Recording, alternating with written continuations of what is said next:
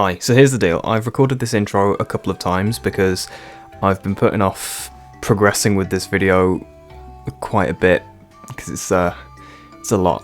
It's long. I sort of stopped working on it on a couple of points and came back to it. Initially I started recording it before Tokyo Game Show and there was going to be a Capcom segment at that, and it turned out that the only thing that was announced for Monster Hunter was something to do with the mobile game. So after TGS I recorded a little sort of bit at the end of the intro and made it so that it's clear that I know that TGS didn't announce anything big for Monster Hunter. Monster Hunter 6 has now been announced and it is called Monster Hunter Wilds and it looks fucking amazing, but all of this video was recorded prior to that announcement at the Game Awards, which is just insane. It got the last spot, oh my god. So yeah, just keep in mind whenever I say Monster Hunter 6 or refer to any sort of future thing, I'm talking about the theoretical future Monster Hunter. I'm not actually talking specifically about Wilds, but all of the discussion will culminate, I suppose, in what kind of thing I want to envision for the Hunting Horn in Wilds. The me that recorded most of this video didn't know about Monster Hunter Wilds. Also, the point of this discussion is that I just wanted to get this rant out there into the world because I have tried to make other videos and I can't do it without sort of devolving into this long Hunting Horn rant that will take off in so many directions at once. And so this is just that rant, but in one video. So hopefully in the future I might make future discussions or anything regarding like Wilds or things in the past. I don't know. I don't have a plan, but here is an hour plus long rant about my favourite weapon.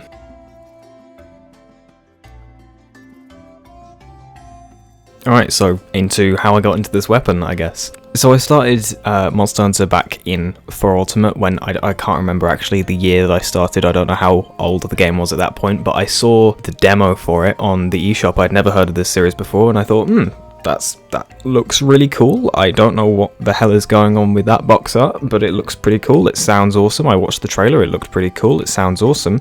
And so I went in, I got the demo, and then I feel like I fairly swiftly started enjoying the game, which from what I've heard is not the standard experience. Like, it seems like everyone who gets into this series has a very tough time doing so. Like, you hear a lot of stories of people who picked up one of these games on their own, played maybe a couple of hours of it, hated it because I don't blame them, it's not very easy to get into, and then, you know, put it down, walked away. The demo availability is quite good for this series, or has been at least. You know, there's not a lot of risk in like picking up a Monster Hunter demo and then putting it down. I think they're structured quite well because they give you a good insight into what the moment to moment is like in the game. So I got into the game and I got into the weapon select screen and I just saw these. I went into the Great Jaggy Hunt with a variety of weapons. But I feel like I latched onto the hammer pretty quickly because that was I don't know. I've always sort of enjoyed playing sort of barbarian-ish characters, sort of brute, simple but effective. It's the big sort of meaty hits that get me, and the idea of a blunt weapon is quite fun in my mind, particularly when it comes to like whacking giant monsters. I don't know if the allegory of whack-a-mole went through my head when I was picking my weapon, but yeah. Also the outfit of the Hermitar on the male character of like the American football player, I found that quite funny. And the spike ball hammer, was it the Gravios one? The spike ball hammer. I found quite cool, and the animation of its fully charged state, having the spikes pop out. Yeah, I really enjoyed that. So I fell pretty quickly in love with the hammer, and so when I got For Ultimate, the full game, I didn't think twice about picking up the hammer. Like I played a bit of Insect Glaive, bit of Charge Blade, bit of Greatsword. I didn't really connect with any of them as well as I did with hammer. Like I didn't understand like guard points with Charge Blade, for instance, but I was in low rank, so I didn't really need to. And Insect Glaive, I just sort of didn't really get the flow. I just sort of jumped around and it was fun. And again, low rank and to an extent high rank, I feel I was able to just sort of not button mash, but button mash. that's a bit of an exaggeration, but I didn't really know what I was doing with that weapon, but with the hammer I kind of did. And the greatsword, I feel like I probably connected with a little more as well, but I still didn't understand the concept of like crit draw or anything until World came around.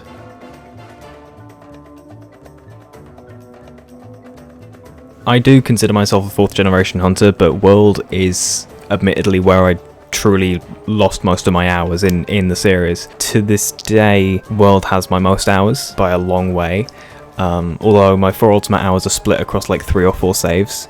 Like my first save, I got about maybe 40 hours in, and it got, you know, corrupted, and so I had to start again, and then I played for like 200 hours on that character that I started again on, but sort of fucked over my experience by using custom quests and getting White Fatalis equipment in high rank, and so like I ruined the game for myself a little bit. I can't remember how far I got with that equipment actually, sort of exploiting the custom quests, but then I took like a fairly long break where like I, you know, played World and Iceborne and GU, and then I came back to 4 Ultimate after I'd sort of switched to Hunting Horn, which I'll get to, and yeah, I played another like 200 or so, maybe 300 hours with that character, got into the G rank end game, I started deciphering the ancient texts, and then my DS went and died. So now I'm on my 4th character, and I think I've got sort of a similar amount of hours. I think I'm around 200 at the moment. So cumulatively across several characters, I have roughly 1,000 hours on 4 Ultimate. Like all of the like hundreds of hours figures I've been listing are estimates and going off memory. So, you know, it's possible that like 4 Ultimate is my 2nd most played Monster Hunter. I can't actually remember how much I have in Rise. It might be over 1,000, it might not. Rise and 4 Ultimate are sort of maybe joint 2nd to World, where I have over 2,000. And the majority of the time I spent in World, I used exclusively Hammer. Although I did sort of go back to Insect Glaive for part of the story of Base World. I distinctly remember killing Xeno'jiiva with the Anjanath Insect Glaive. But yeah, I used Glaive for a bit. Same for Charged Blade and Greatsword. Like those 3 weapons sort of like seemed to appeal to me in the early days. I don't know why. You know, as I sort of got further into the end game, I really fell in love with the hammer and like got more of a connection with it, and I felt like I'd found sort of my main. But there was this sort of discourse that I had heard sort of in the background of a lot of Monster Hunter discussions, which was the controversial labeling of the Hunting Horn as a support weapon, and I didn't really have enough of a concept at the time of anything in that discussion really, because I had never really touched the weapon, but I liked the look of it, and it looked fun, and it's the only other blunt weapon, the only other like straight up blunt weapon in the game. It's not the only other weapon that can stun monsters, obviously. The best weapon to do that is the light bowgun. I sort of promised myself that I was going to learn that weapon at some point, and I ended up doing that, as you can probably tell. Yeah, all I knew about the support argument really was that I didn't really appreciate people who used wide range. I never have. Like, if you know, playing with randoms online, I don't really like being randomly healed by other players, and maybe it's irrational, but I always felt like the healing in Monster Hunter is independent, and life powder is kind of, there's a reason it's there. I mean, obviously there's also a reason that wide range is there, so you know, if you want to play like that you can, but I always felt that that sort of skill is one of the ones that you tend to use generally when you have more of a coordinated group than sort of going online and playing with people who you don't know and don't have communication with, because you know, if you're using wide range speed eating and you know, free meal, if you have a healer set, then I would argue that's not exactly like the standard way of playing a Monster Hunter game, because you're fighting monsters. You're not in like a raid party in an MMO. Every weapon is sort of like, every player is sort of, there's an expectation put on it. This makes it sound a lot more strict than it is. But I feel like there's kind of a culture of like, everyone should be, their sole target should be the monster, and that's the impression I got sort of going through and getting better through the games and understanding more of the game, was that, you know, where you have games like Final Fantasy XIV and well, I guess all the Final Fantasies, I suppose, because there are roles in RPGs. Yeah, you have people like healers, and you have tanks, and you have DPS and whatever. But I always got the strong feeling in Monster Hunter that every weapon is DPS, because that's kind of part of the appeal, I feel. Like, you can go in with a sword and shield and dish out just as much damage as a bow user, and you know, same thing for hunting horn. You can go in with a hunting horn and dish out, you know, as much damage as someone using greatsword. You know, this weapon balance is an ever-present struggle, but it's the idea of you just have to choose the weapon and the playstyle with that weapon that you like the most. Which weapon do you want to use most? All right, use it. How do you want to play it? Okay, play it that way. Cool. So using the label of support, I guess is my roundabout way of saying, using the label of support, which is used to describe roles in a JRPG or an MMO, using that label for a whole weapon in Monster Hunter sort of felt wrong. And, you know, obviously there was the meme in the early days of World of, like, you know, when they were doing the weapon trailers and was it the community manager Socks at the time? You know, it was scripted, whatever. He was describing the hunting horn in this like small little sort of blurb of the weapon, and there was a point in the weapon trailer where he said, "But don't take the support weapon for granted." And that became like a huge fucking meme, because everyone who plays hunting horn was like, "Support weapon? What are you on about, mate? Like what?" We're fighting the monster and playing music, we're not healing our friends, so like, yeah, it's strange, and the argument of what support means is an interesting discussion, I feel, because it varies game to game, and I think it is a term that is thrown around in sort of, you know, video games in general, but it does differ depending on which one you're talking about. Like, support in League of Legends is different to support in Overwatch, which is different to support in World of Warcraft, fucking whatever, right? So, and you know, even in something like Overwatch, like, you get different I'm talking on very little experience with that game, but from what I know, there's several support heroes, and you get to choose which one. They each have very different approaches to the concept of support.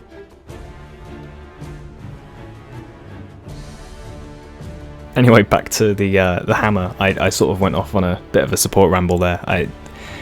It's something that I've always sort of thought about, and it's a discussion.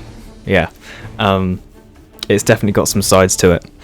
But the hammer, played it through all of World, and you know, I got into Iceborne, and I had this really strong endgame World set, and it carried me all the way up to Brachydios, believe it or not. And by that point, yeah, everything was doing a lot of damage, and I was getting quite long hunt times. So I was like, okay, I think I really like the Brachydios hammer. So, I mean, who doesn't? It's fucking tail on a stick, and that's badass. So, you know, I got the Brachy hammer and the alloy armor, which is actually the same as what I did in base World. Is I got the alloy armor sort of mid game and just kept upgrading it, and did the final boss with that. So that was fun. And yeah, so with Iceborne, you know, with base World, there was a lot of experimentation with the other weapons. With Iceborne, it was pretty much entirely just hammer, because with the hammer, the clutch claw was fun.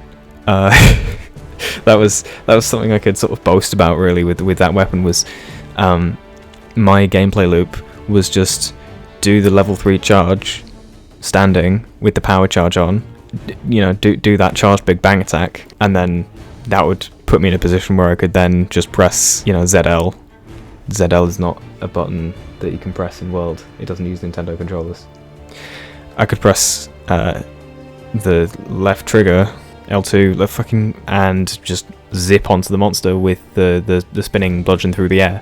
And that was even more fun when it was like I just come from a slope or a kickoff point on a wall. So it would just be, you know, spin through the air once, land on the ground with a big smackdown and shockwave, perhaps flinch the monster, then spin onto the monster and tenderize or slam it into a wall, whatever. That was fun. That was really, really fun, especially considering that the power charge, if you didn't do much maneuvering about on the monster while you were clutch clawed, the power charge was conserved. So if you were to jump, if you finished your clutch claw thing by just doing like one thing, if you just tenderized the part that you were on, you would not be sheathed, and your power charge would be maintained, because there was no point at which your weapon was put away, there was no point at which you flinched, whatever.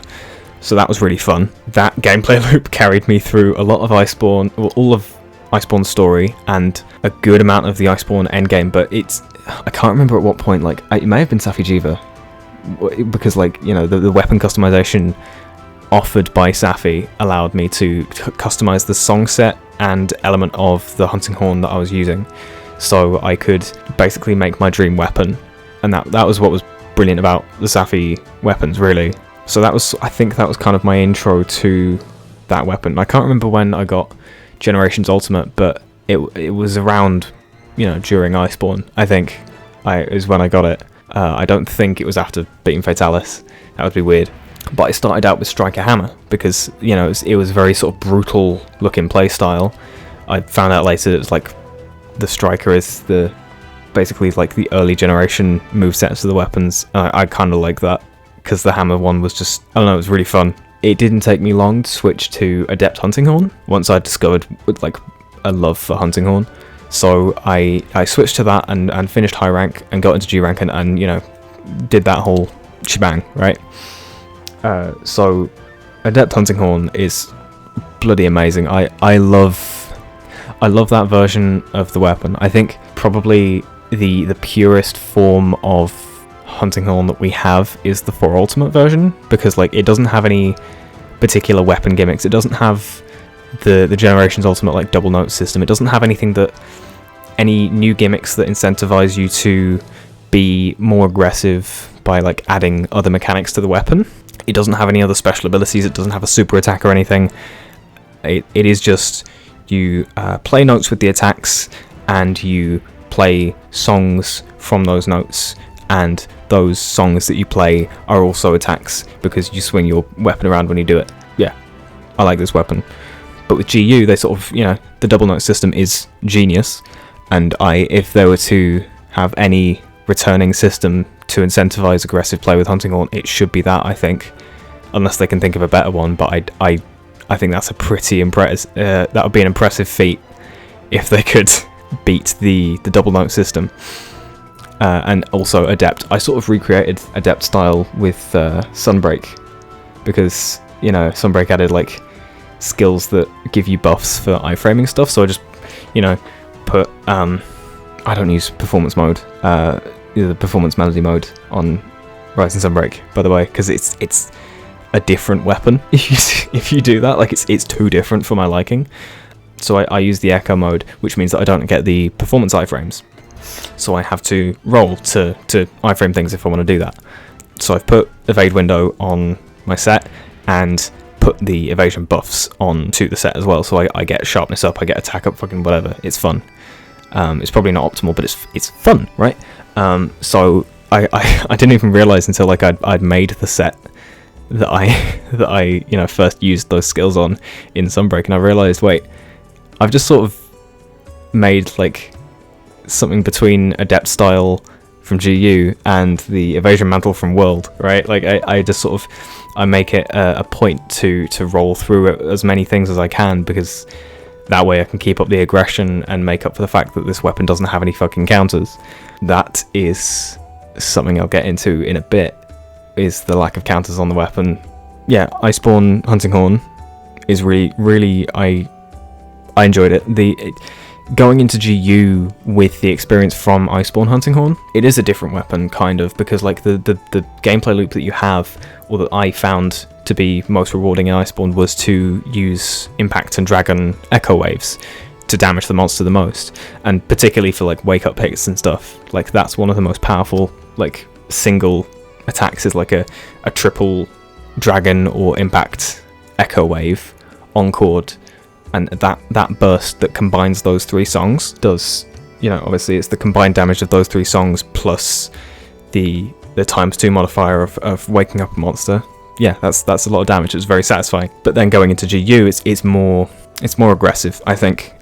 Is Adept Hunting Horn is more aggressive than Iceborne Hunting Horn, because, you know, it's quicker. You know, you don't spend as long just sort of sitting there playing songs. You can Adept dodge an attack, set up 3 notes, play the song, Adept out of that Adept recital. You know, you can Adept dodge between all of these things, and then like just sort of play the songs without even encoring them, and then just use the double notes to play a different song and encore the previous song that you played. So it's a lot more sort of high octane. It's a lot faster. It's a lot more aggressive, and you can stay up in the face of the monster a lot more. I didn't put like evade window on my Iceborne set until the very end game with Fatalis, and there was actually space for me to do that. I relied a lot more on positioning in Iceborne than I do in like Rise and Sunbreak. Definitely Sunbreak, because I can just fucking iframe everything.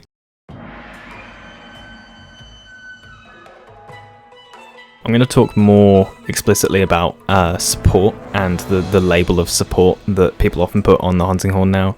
There has been a lot of discussion about this, and I think from what I can glean, the general consensus, at least from Hunting Horn players, is the label of support is incorrect, or at the very least misunderstood and misused. I think I can pretty much agree to that. It's partially, I think, a something lost in translation, not just between languages, but between the developer intent for the label and the interpretation on the part of the player base. I think when Capcom made the push to introduce Monster Hunter to the West, and they released the weapon trailers, and they used the word support to describe the Hunting Horn, I think that gave a lot of people the wrong idea as to what the weapon is best at, because then you get people thinking that, oh, so this weapon can beat the shit out of monsters and it can also heal teammates. Okay, so what I'll do as a new upcoming player in this wonderful series is I'll play, the DPS weapons.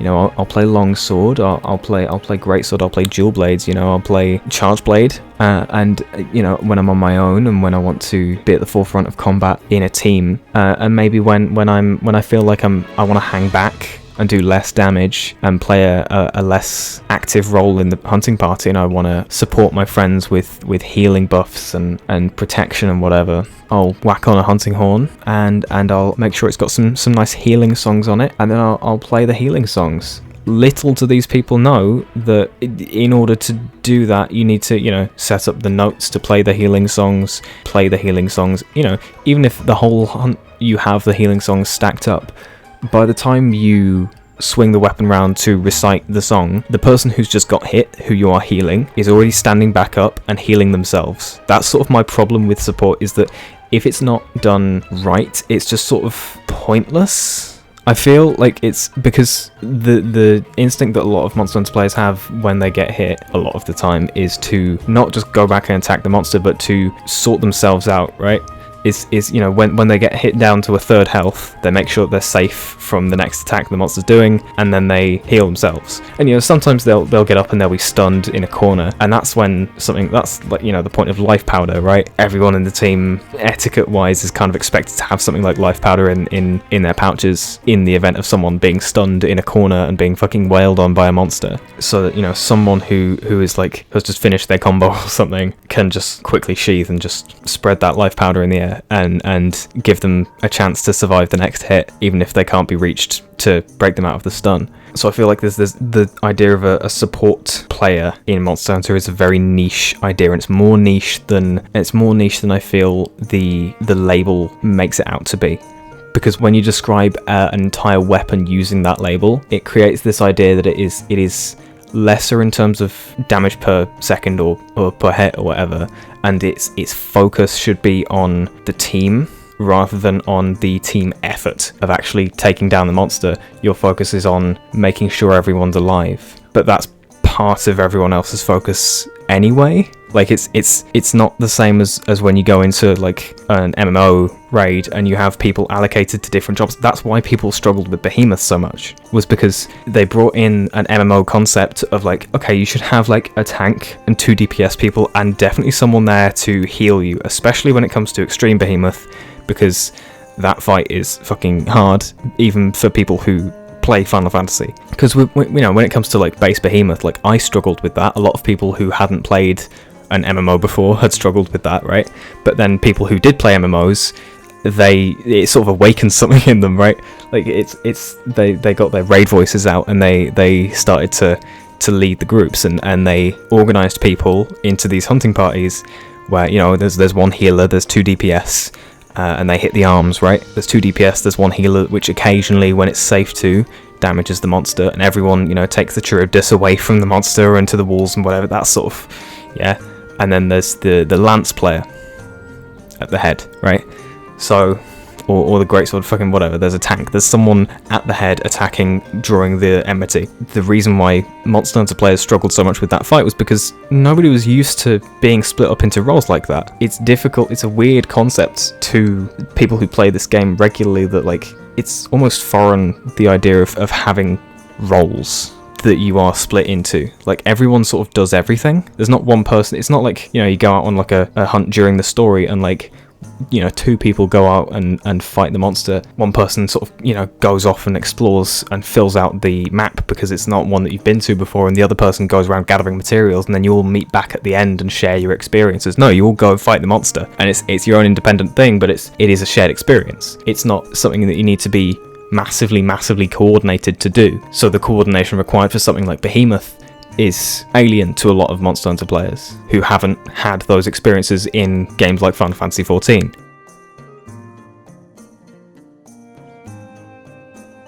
So I have a lot to say about support and the label. Because a lot of Western players have this idea because of other experiences with other games. It's understandable, right, going into Monster Hunter, when you have those experiences with games where support is a concept, where you have someone in a team of people fighting a threat, and there's one person who does less fighting and makes sure to heal the party more. It's a fairly universal concept. So I guess when I said it's alien to Monster Hunter players, I was exaggerating a bit. It's fairly widely recognized as something that is in a lot of games. So, you know, even something like D&D, there's people who attack more, there's people who have more range, and there's people who have healing spells or something. Not exactly what the Hunting Horn is. Griff did put it really well when he explained using Sword and Shield. You wouldn't call the Sword and Shield a defensive weapon. It has a shield, the shield is in the name, but the shield is shit. The shield is mostly used for attacking, but it can block. The shield can block, right? So, you know, is the Sword and Shield a defensive, is it a tank? Would you call the Sword and Shield a tank? Or would you call it a weapon? You call it a weapon, right? It's not something tanky, it's a light weapon with a small sword and a small shield. The shield deals blunt damage and doesn't wear away sharpness and doesn't deal elemental damage. The sword does wear away sharpness, does use sharp attacks, does use elemental damage, but can't stun the monster. So it's this sort of like duality of this weapon. That's kind of the appeal, or one of the appeals of the Sword and Shield, as well as like the versatility, being able to use items while the weapon's out, whatever. And actually, that's one thing that makes the Sword and Shield a lot better for support, is the idea of being able to use items while your weapon is still unsheathed. It still seems kind of unclear what the label of support means from the perspective of Capcom themselves, because clearly they didn't mean with Hunting Horn, when they were doing that weapon trailer where the announcer said, don't take the support weapon for granted, he didn't mean that this weapon is meant to just sort of sit in the corner, because while he was saying that, the person using the weapon in the video was beating the shit out of Great Jagras with it. Don't take the support weapon for granted, and they're beating a lizard with it, right? They are using it like a weapon. They clearly know that it's a weapon, first and foremost, but it has this ability that no other weapon has, where it can, every different Hunting Horn has its own song set, right? Or there's a note system, which, my god, I'll talk about later. The concept of support, I think, from the perspective of Capcom, when describing the Hunting Horn, is nothing more than just a weapon that has abilities available, unique abilities available to it, that allow it to positively impact on the weapons around it. So in that regard, the bow and the light bowguns, particularly in Rise, could be considered that. Because, well, with the bowguns, for a start, there's the armor healing and demon ammo, where you can shoot it at your allies and it'll give them those effects. Like, you can heal your friends with bullets. And with the bow, there's they changed the arc shot from the dropping balls of doom from World. They changed the arc shot to be a buff. So if someone walks through the rain of buff, the bow drops from the sky, they'll get those effects. It's sort of like the bubbles from Iceborne's Hunting Horn. Would you consider the bow to be a support weapon? Because it can buff other weapons using the weapon's mechanics rather than items. I don't think you would. You wouldn't consider the bow to be a support weapon, neither would you consider the bowguns to be one. But I have heard the label of support stretched so thinly that it almost ceases to have much meaning, because I've heard some people make the argument that, like, every weapon is a support weapon because every weapon helps the team by damaging the monster, and then we can all agree that every weapon is equally supportive, except the hunting horn, which is more supportive because it's a support weapon. I don't know. Like, I've heard the hammer described in particular as a support weapon. I'm like, what? No, its weapon mechanics don't allow it to do that. It's not like...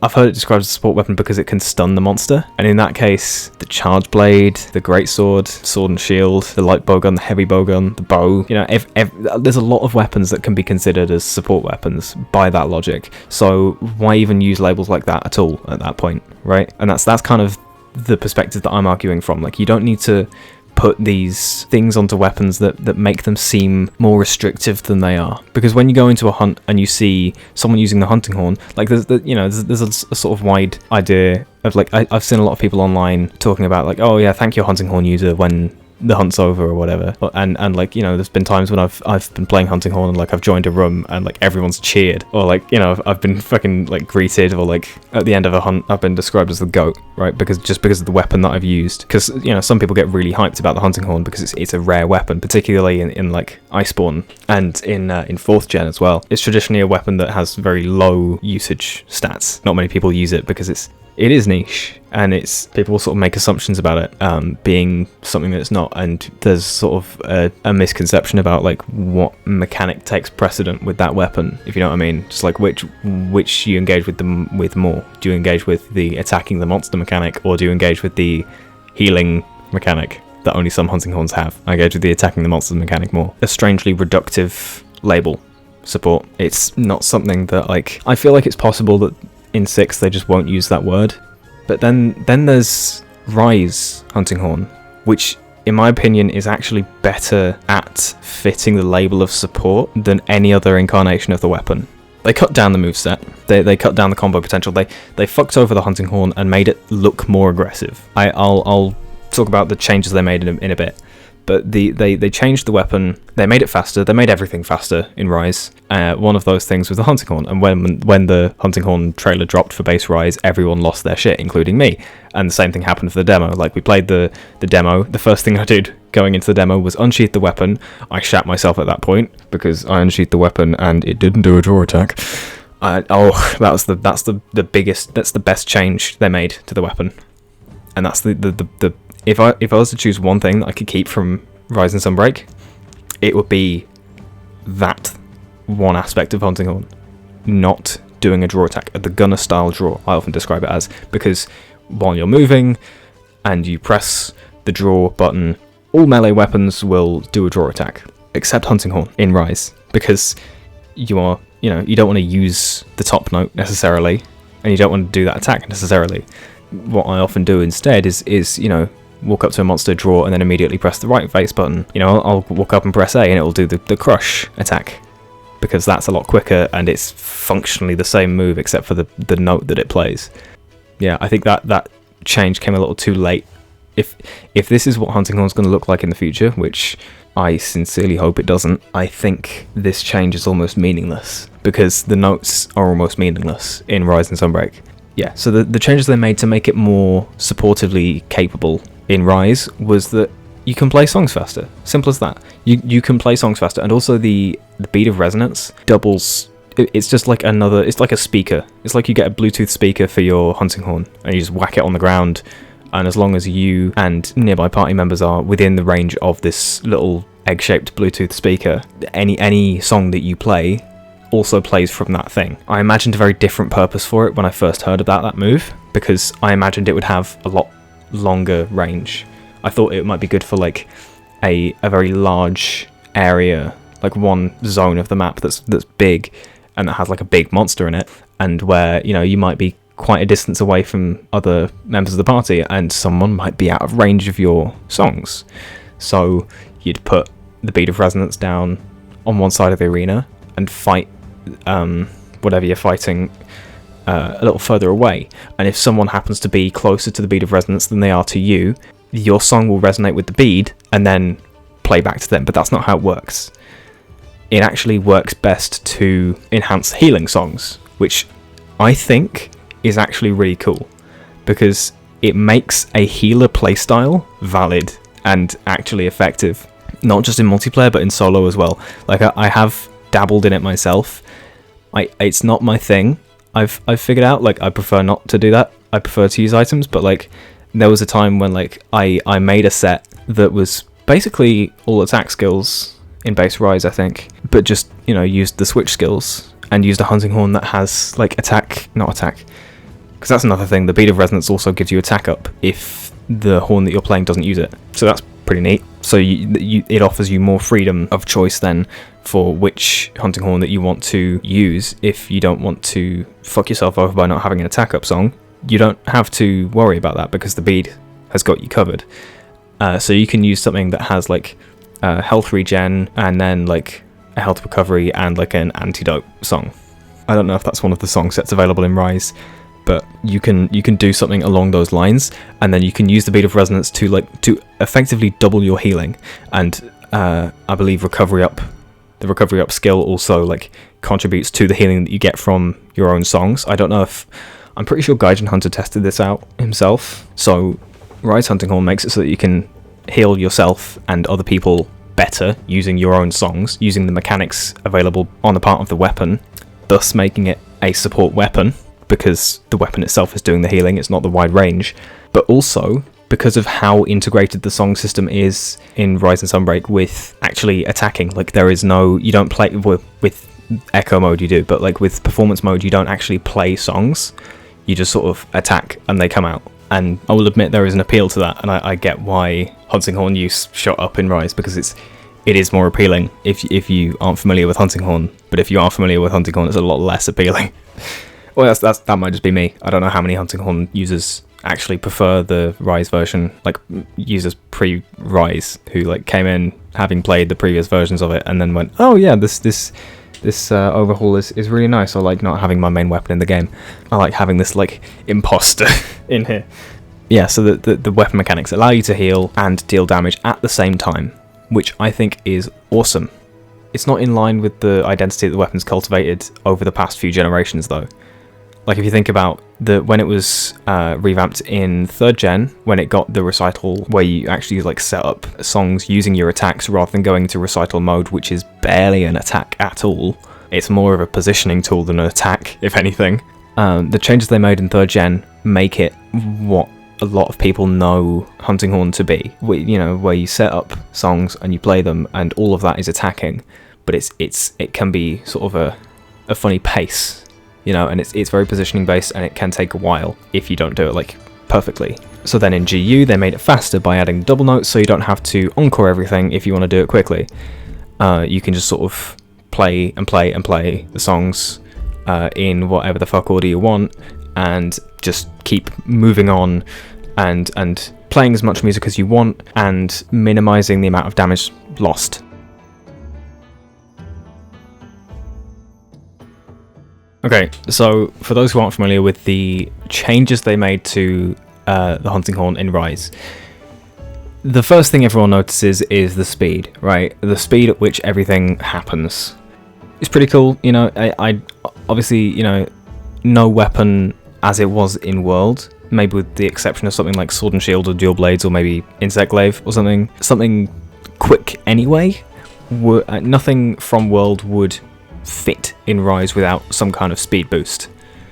That might be a controversial take, because you can, to an extent, simulate older weapon styles in newer Monster Hunter games, depending on how you choose to play. You can sort of challenge yourself by restricting your own moveset and what moves you allow yourself to do. But that is getting into challenge runs, and we're talking about Hunting Horn, not challenge runs. So yeah, they made the weapon faster. I remember them talking about like how they modeled a lot of the new moves from capoeira, the sort of the dancing style. Is it dance? It's not. It's a martial art. Dance fighting. Yeah, I know very little about it, but it looks pretty cool. And yeah, the martial art capoeira. And you can see it. You can see there's a lot of like twirling and sliding and twirling and flipping around with the new moves. The new moves I don't really have much of a problem with. The fact that they got rid of the double swing, the flourish, from 4th gen, I don't actually have much of a problem with that, because one of the appeals of that move was A, verticality, because it is like the highest hitting move of at least the hunting horn. I think. I don't think the backslam hits any higher. That might not be true, I'm not sure. The double swing, or flourish, as it's often known, the second hit hits quite high. But with Rise, obviously, there's wire bugs, and, you know, there's a lot of verticality going on anyway, so they didn't really need that. You can get monsters out of the air a lot more easily with the fluidity and the freedom of Rise's combat. There's a lot more options than there were back in For Ultimate. So replacing that double swing that hits high with what feels like effectively a quicker version of the top face button forward move. I can just call them X because it's on Nintendo. What's wrong with having forward A be effectively the same as forward X, but faster and maybe shorter range, and maybe it does a little less damage. I don't actually know if Crush does more damage than forward slam. Whatever. It's not as far reaching and it's quicker to dish out, which makes it a good opening move. You can combo out of it into some things. And that's, I think, one of the biggest changes they made was the combos. But that's huge, and I'll talk about that after I talk about the song system, because the song system they royally fucked.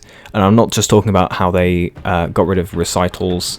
I think they could have made the recital system in Rise a lot better than what they did. I think they should have made the echo mode the base switch skill, and then done something different with performance mode, because that is so not Hunting Horn. It is a different weapon mechanic. I can imagine the performance melody mode from Hunting Horn and Rise being put onto a new musical weapon. That is how different I think that mechanic is to what Hunting Horn is in its previous iterations, and what the identity it has carved out to be is. So the song system, you know, I'll talk about it in terms of echo mode because that's the one I play, but it's virtually the same. It's just how the weapon performs the songs is different. You know, either one is the same. You don't play a sequence of notes. With performance mode, you play 2 notes and that's the song. You don't need to press any more buttons. With echo mode, you press 1 note, and that 1 note corresponds to a song that would be 2 notes if you're using performance mode.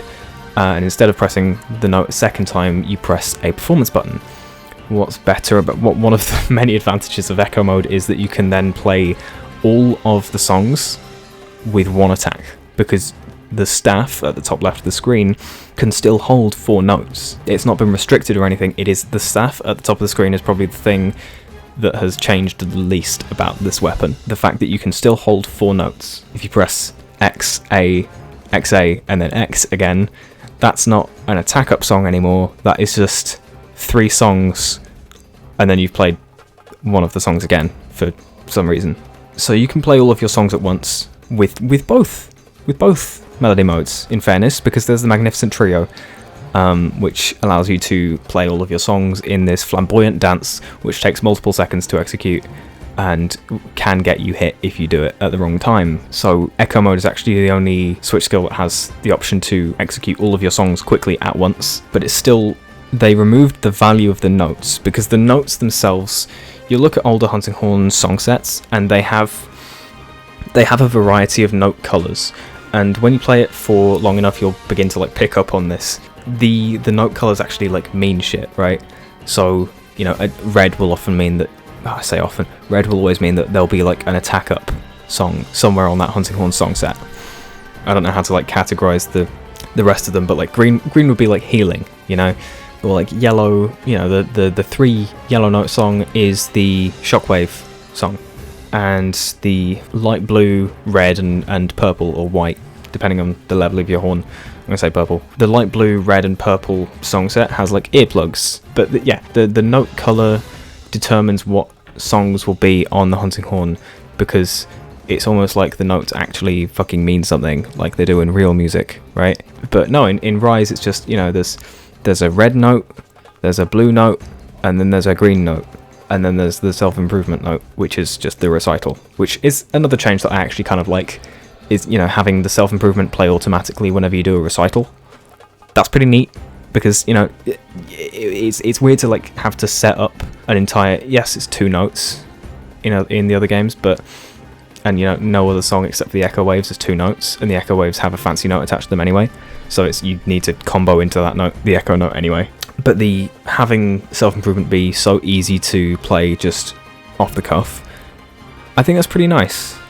I'm gonna be honest. That's one of the very small handful of changes that I like in Rising Sunbreak Hunting Horn. So yeah, the note system, they destroyed it. So now there's no like logic to the song systems that you find on any given hunting horn. So you can look at a hunting horn, and when you look at its note colors, you can no longer tell what songs will be on it. And I get that's entirely a subjective, stance that I don't like that. I'm sure there's plenty of people out there who like the idea of it's just every hunting horn gets its shot at having its own unique set of songs, but it just feels kind of naff.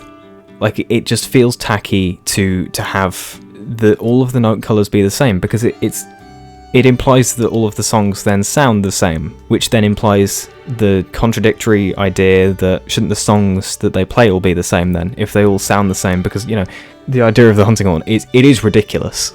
Let's be honest. It's a fantastical weapon. It is bullshit. It's like, it would...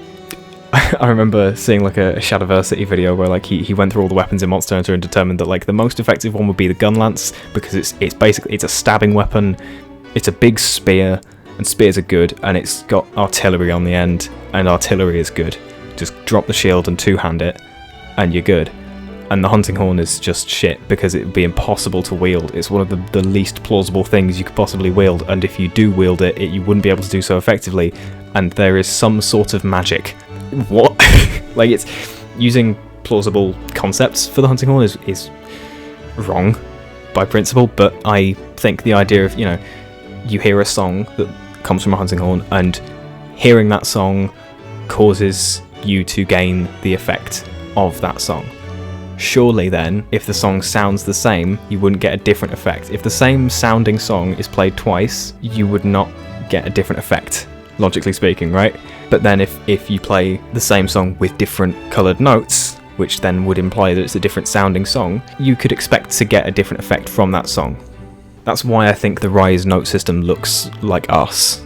It is so tacky, and I don't like it. I don't like it. So now I'm going to talk about the combos. The combos are offensive. Yeah, I think the song system is one thing, the notes are one thing. The combos are genuinely upsetting to me, and because the song system at its core, like, it doesn't affect that much the note system. Playing the songs does affect it because it's part of the moveset, but the notes, it's almost a stylistic choice of how the weapon gets presented. When it comes to the combos, that is something that tangibly affects the gameplay of the weapon, and that's not on, because they removed them. It used to be the case that so the hunting horn has always been very, I say always, it's from like 3rd to halfway through 5th gen. So from portable 3rd all the way up to Iceborne. And the concept, I feel, was still around, maybe in 2nd gen, I'm not sure, of like directional inputs being important in like a binary sense. From 3rd gen to Iceborne, the face button moveset of the hunting horn, where you play notes with your attacks, has always followed a very simple logic, and it really came into its own in 4 Ultimate, or I guess 4, when it sort of stuck more strictly to that logic, because the A button in the 3rd gen worked a little differently to the others, because it didn't... Actually, I don't know, because there wasn't the flourish, but there was the hilt stab, but the hilt stab wasn't the directional A button, it was just you play it after... Yeah, whatever. So basically every face button attack has a stationary and a moving version. So, the stationary X button is hook from the left, and if you're moving, you press X, you'll do the forward slam, which is the draw attack. Pretty standard, right? It's the same thing for the X and A input. So if you press X and A while you're standing still, you'll do a back slam, and then if you are moving while you press X and A, you'll do the super pound. You lift it up and slam it down, like the Hammer's level 3 standing charge, right? And then, going from 4th gen onward, standing and pressing A is the hook from the right, and then moving and pressing A is the flourish. And the flourish is interesting because you can play 2 notes with it, and you can cancel after the first note. You can evade cancel, and that's just a sort of like a little fun little detail about that move that's pretty fun that they actually brought back in Sunbreak with the sideways maneuvering move, which is a fun little addition. I find quite cute. So they've got those inputs, right, where it's you press something while you're standing still, it'll do one thing. You press that same button while you're moving, it'll do another thing. Pretty good, right? If you press, regardless of which input you started on, if you just repeatedly press the same input, regardless of motion, you'll just sort of flick back and forth. So if you spam X, regardless of whether you started on the forward slam or the left hook, you'll just alternate between the forward slam and the left hook. Same for the A button, same for the X and A input. So you'll do back slam, then super pound, back slam, super pound, or right hook, flourish, and that'll be it, right? And you can combo freely between any of the note moves as well, so that helps with setting up songs, and also with just, attacking in general, because sometimes a monster will move its head around in such a way that, like, it fits the moment, wants to do one attack, and then immediately in the next moment you can sort of juggle the monster's head and do another attack without moving your character. And that creates a very nice flow to the weapon that I really, really like, and that really kept me with it, and I love it. And they got rid of it in Rise because you can't combo freely between note attacks anymore, and also every note input has an extra attack now. They have 3. Yeah, one thing I liked about the old combo system was that you can combo freely between any note attack. So you can go and do the left hook, and then you can do the forward and X and A input, and it will do a super pound. Or you could do, here's an example, you could do the right hook, and then you could do the back slam. You can't combo into the back slam from anything except for the slide beat move in base Rise. They fixed it a little bit in Sunbreak. You can combo into the back slam from a couple of more moves, like the crush, which is quite useful, but the fact that you can't combo freely into moves, because if you try and do right hook and then super pound in Rise, and I think possibly Sunbreak, if you try and do that combo, right hook into back slam, you will instead do right hook into super pound. Regardless of whether or not you used the forward input, you will do a super pound if you did something before it, unless that thing happened to be slide beat, in which case you will do a back slam and not a super pound, regardless of your input. So it limits your combo potential by drawing attention to the combo potential, because one thing that the Rise moveset did do was it added new moves. So now with the X button, you have the forward slam when you're moving and you press the button, and you have the left hook where you're standing still. That's managed to stay the same. Same for the X and A input, where if you're standing still you'll do a back slam, and if you're moving you will do the super pound. Same for the A button, except that they replaced the flourish with crush, but we've already been over. I don't have a problem with that because of the flow of the game.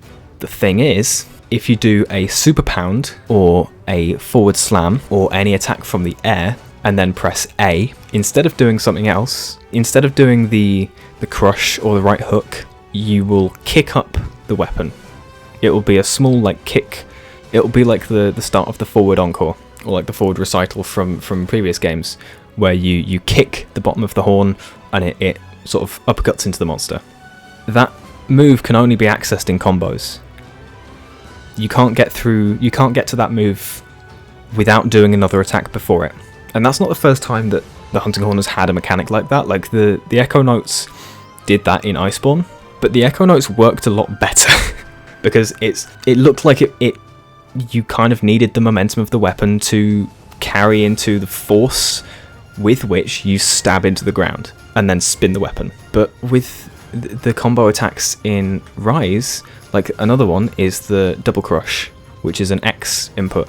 If you do the crush with the A button, forward and A, and then press forward and X, I'm pretty sure you can do the standing X input after a crush, which is weird. Yeah, that might be a Sunbreak thing though. That might actually be a Sunbreak thing. Or if you press X after a slide beat, you'll go into the double crush, which is a hilt stab followed by a backwards slam. It's like when you do the backwards recital in World, where you do an attack and then you hold the back input, and then you'll like move backwards a little bit and then play from there. Again, you can't access that attack unless you do a combo.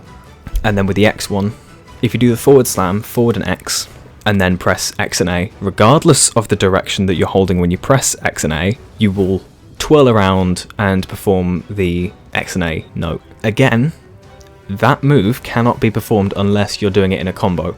You can't access that move unless you did something else before it. So these 3 moves are quite significant parts of the moveset that you use fluidly in combat. Like, I won't deny the weapon is fluid, but I can't help but think it's limited compared to what it used to be, because it intentionally limited the combo potential of the weapon in order to implement these new moves. And these new moves I don't feel make up for the changes that they made, the removals that they made of the combo potential of the weapon.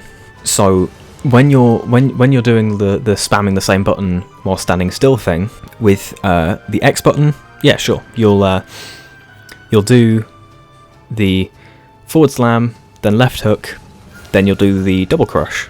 Okay, so they follow the same logic of, if you're standing still and you spam these buttons, you will do the attack. Repeatedly, you'll cycle through all of the attacks that are mapped to that button, regardless of direction that you hold.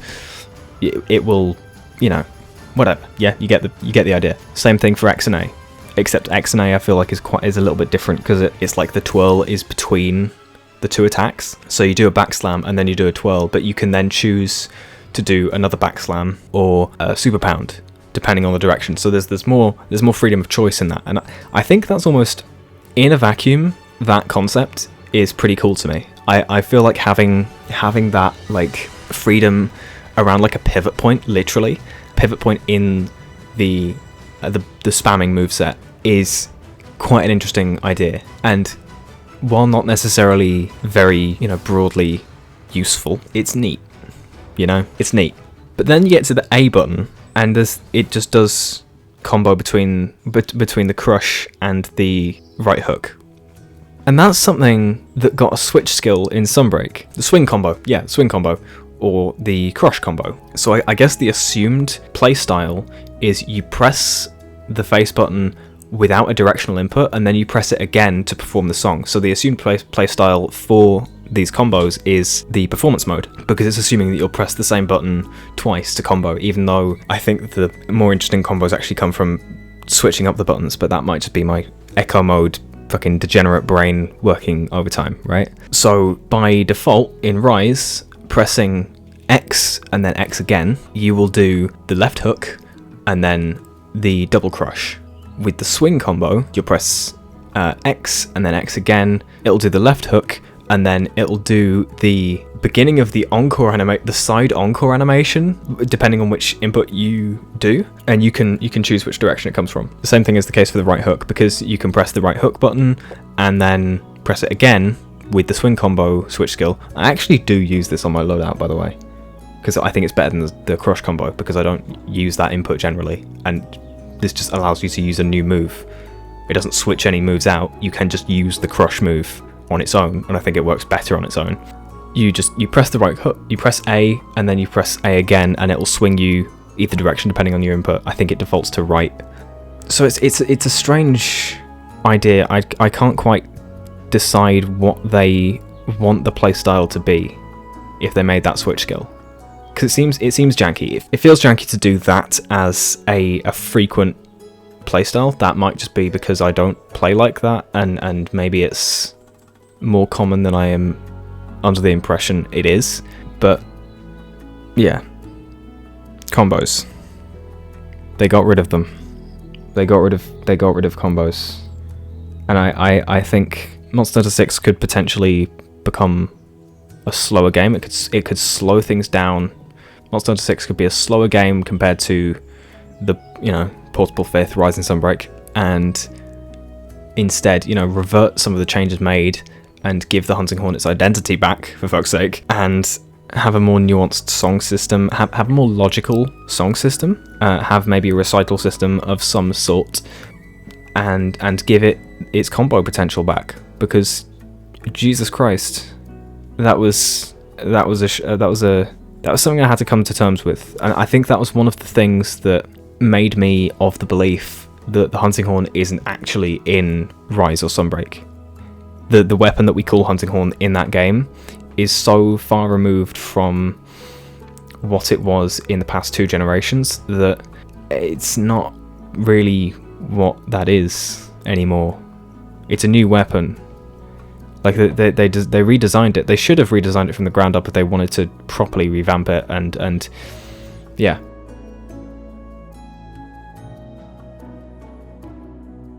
Now, on the topic of reimagining it, I do want to talk about where the weapon could go in 6, like what kind of things I'd want to see, which generation in my opinion it would be best to take aspects from and implement into the 6th generation entry.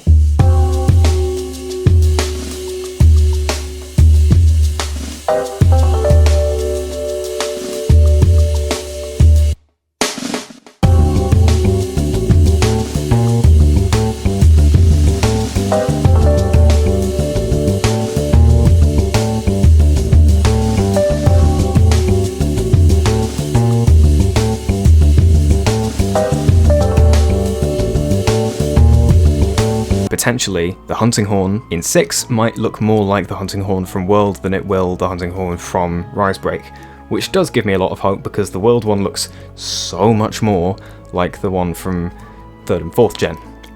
Now, there are aspects of World's horn that I don't really think are that great, but also do contribute to it. Like, that's the thing, I think the aspects of World's horn that I don't really want to see come back, like the song stacking system, I am actually quite torn on that, because if it was to come back I wouldn't be upset. If it was to come back instead of double notes, I wouldn't be upset, because it's a fine system, and particularly with Iceborne's addition of the echo note with the echo waves, the song stacking system is so good at dishing out so much damage, it's hilarious. But in my opinion, my favourite of the song systems that we've seen so far is the double notes, because it's such a good flow to it, and there's this sort of micromanagement to do with upkeep of the songs, and there's a little game that you sort of play in your mind, and I guess in the game itself, it's not actually just a mind game, you are strategizing. You know, you play one song, and you need to make sure that you set up the next song with full double notes, and then you can encore the previous song, because if you didn't encore the previous song, you probably want to, but you don't want to set up that song and just play that song on its own, because that's slow. If 6 is to bring back any song system, I would prefer it to be the Generations version. I'd prefer it to be double notes. Perhaps they could augment the recital to look like the Invigoration recital, like the Rise one, the base Rise before you unlock the switch skill. As much as that isn't a recital because it only plays self-improvement and doesn't play any songs that you've set up, it is a good basis, I think. If they were to somehow combine the slide part of that animation with the uppercut of echo mode, that would be really cool, because I do prefer the echo animation to the performance animation. Now, they could bring back double notes, and they could also implement them in a way that works with the Invigoration recital. I'm just going to call it Invigoration recital because that's where it came from. The one with iframes that they use in Rise with performance mode. Adept also has it. But when it comes to choosing between like different song systems, it would be a matter of choosing between the song stacking from Worldborn or the double notes from GU. Because if you have one, you can't really have the other, because it's sort of overkill, really. Like, I mean, then again, some weapons are. So I don't know. It seems like in 5th gen they are very happy to keep with the visual representation of the top and right face button note, the double. There's a musical name for it, probably. Definitely. Quaver, is that what it is? Is that what the... Hang on a minute. Wait. I'm curious now. God damn it, Hunting Horn, you got me. Yes. Looking up musical notation. Yes. Musical note names. It is a quaver. I was being stupid. I was just calling a musical note a crisp and combining it with knowledge. It's a quaver, I think. Is it double shit? Quite. What? Whatever. You know what it looks like. Anyway, I think the devs are very happy to denote the XA note, the triangle circle note, as visually looking like a double note. So if they were to bring back double notes in the song system. They would have to either revert the design decision to make that note look the way it does when you just press the button, or change the visual representation of double notes themselves. So when you hit the monster, maybe the notes glow, which, you know, in itself is a possibility, but I think it's unlikely if they were to bring back that song system that they would reinvent it in such a simple way. I don't know. I don't know what I'm talking about. I'm just some fucking guy who plays this game too much. And you're just some person who had too much free time and decided to listen to some random guy on the internet ramble about his favourite weapon in a game. Aren't we both losers, huh? Now, obviously, I do want to see the changes to the combos made in Rise Break reverted. What I do also think, though, is that we could bring in some of those moves that they had in Rise Break, because there is a certain degree to the old horn of simplicity almost to a fault in its design. When you have the ability, if they revert a lot of changes that they made in 5th gen, particularly Rise Break, there's potential for the weapon to lose some of the flair that it has in 5th gen. For all that I've said about the moves in Rise Break, they are new moves. They have put new moves into the game, and I think that's worth considering.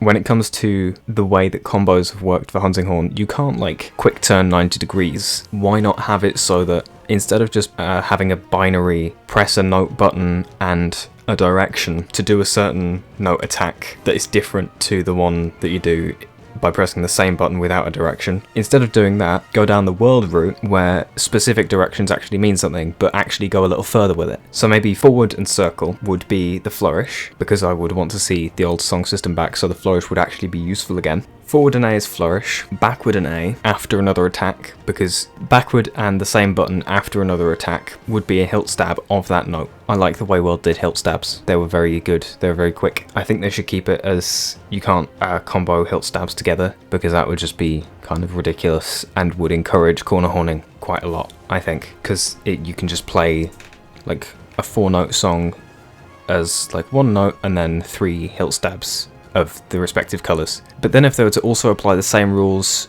as the hilt stab to the other directions on the left stick, that's 2 more spaces for moves that they can put in. So if they wanted to, they could put the kick from Rise Break in. I don't know why they would put that one in, of all things. Like that animation is taken from a recital. It's not taken from, it's not new, they just cut a recital animation off. And then for the other direction, they could put the crush in. And so for the same thing could go for like the 2 button note. Say, okay, so forward and the 2 buttons is the super pound. No direction is the back slam. Back after an attack is the hilt stab. And then what they could do is, actually I haven't mentioned one property of the swing. Not the swing combo, the double swing that is the double input note. It's a quick turn. I don't think I ever mentioned that. There's a couple of attacks in Rise Break that are quick turns. The crush, I think, is one. You can press the button in a direction and it quickly turns you. So it functions as a quick turn. You could make it so that instead of having like one side input be one thing and then the other side input be something else, they could have it so that either side is a quick turn, beginning a turn in the direction that you input. And then you can continue that turn by inputting something on the stick, or like holding the buttons or something, so then you can adjust how far you turn. I think that could contribute to the moveset quite well, and could make that move much more useful and much more integrated in a very Hunting Horn way, rather than just, oh, you did a super pound, so you can't do a back slam, you have to do the double swing, or, you know, you did a forward slam, you can't do a super pound, you have to do a double swing. Sorry, we make the rules, but we don't like you. That's one way I think you could implement the moves from Rise Break without getting in the way of the existing moveset and how that system works. You could use the rules that currently apply to the older movesets, but apply them in a more specific way and make room without intruding on the potential to use those other moves, and I think that could make a more well-rounded weapon. Now when it comes to the songs, now I know this may be a bit of a controversial idea, but I think potentially 5-note songs could be a thing. You know, when it comes to effects that might not necessarily need to be set up very quickly, or like things that would last a long time, I think maybe, oh actually that's an idea, Okay, song effects are tied perhaps to the length of the song in note form. So if you have a song that consists of 5 notes when you set it up, it could last for a significant amount of time that is longer than a 3-note song, and also potentially 2-note songs as well, if that was to be a thing. But also, I think just 2-note songs might not be a good idea, because you don't want to set up a song, regardless of the song system, you don't want to set up a song that is just 2 notes. If it's the World-esque song stacking system, just setting up a bunch of 2-note songs would just fill up your stack so quickly that I think that would be more harm than good. So I think the minimum song length should be 3 notes, and the maximum should be like 5 or 6 notes. And then self-improvement should be tied directly to every recital that you play. I don't know what I would do with encores. Encores are... I enjoy them. You know, you're seeing the footage in the background. I'm replaying World at the moment. I'm replaying World on a new console. I enjoy using the recitals in World to attack the monster. It's really fun, it works quite well, and it's very good for positioning. And the way World implements turning while playing songs and moving around, you can play echo waves quite well, and you can deal damage to the monster very quickly, very fluidly, very effectively, and very consistently. It's something that I really admire about World's Horn that it has over the previous games kind of definitively for me. The versatility of the recitals as a damaging technique, because also you can evade cancel out of the animation before you play a song. So you can just use up the song and it's fine, and it does add an extra tick of damage to your recital attack. It's pretty neat, I think. So I think that kind of recital system should return in some capacity. I don't really know about encores. That's something that I'm quite torn on. Like the difference between World and GU's song systems, I don't think I would actually be that upset if recitals didn't come back. But if they didn't come back in the sense that they didn't come back in Rise Break, where recitals weren't in, I would be upset, because recital is the point of the weapon. You are playing music. If I can't hear music coming out of the weapon while I'm playing it and getting the songs, like I think I said this earlier, it's been a while since I recorded the last bit. The point of the music is that the effect of the songs is being transmitted to the other hunters in the zone through their ears. It's a tangible effect that like you can relate to as a person. You hear music, you are inspired. So I think having no actual music playing happening, even though the weapon does make sounds in Rise Break, you kind of do need to have some kind of recital system in order to still call it the hunting horn and have it make sense as that weapon.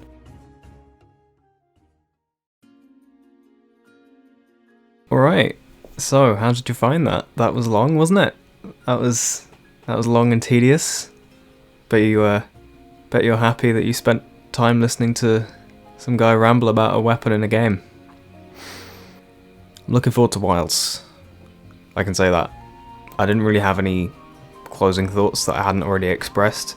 I feel like I've made my position very clear on where I want this weapon to go, and given how much more like Wilds looks, even down to the acronym, like we're gonna need to abbreviate Wilds to MH Wilds rather than MHW. Yeah, even down to those details, like the seeming, the focus on the detailed ecology and basically just the detail on everything makes me think that it will be maybe a slower game than Rise Break, thank God, but also more methodical, more strategic, not necessarily more accessible, but you need to think more about the things that you actually do. Replaying Iceborne on a new console, for a few reasons, I've come to realise just how much more thought I put into that gameplay than I do into Sunbreak gameplay, because at the same time I'm also sort of dipping in and out of doing the special investigations for AR 300, and it's so little thought that goes into beating those things, and I can do most of them without karting or really struggling much, but a lot of regular fights in World and Iceborne I find myself actually having to strategize somewhat on a sort of moment-to-moment basis, and also throughout the fights themselves. So if there is to be something like that, on top of the new mechanics and systems and themes and stuff like that they introduce in Wilds, because it will be the new generation, it's the 6th generation, you'll hear about people talking about that, like the logo and everything, whatever. It is Monster Hunter 6. I'm hopeful for what this weapon will look like in that game. And I'm hopeful for what every weapon will look like. I feel like they'll give every weapon a strong identity back, because it seems like in Rise Break they've really kind of lost a grip on that. So yeah, that'll be all. Cheers.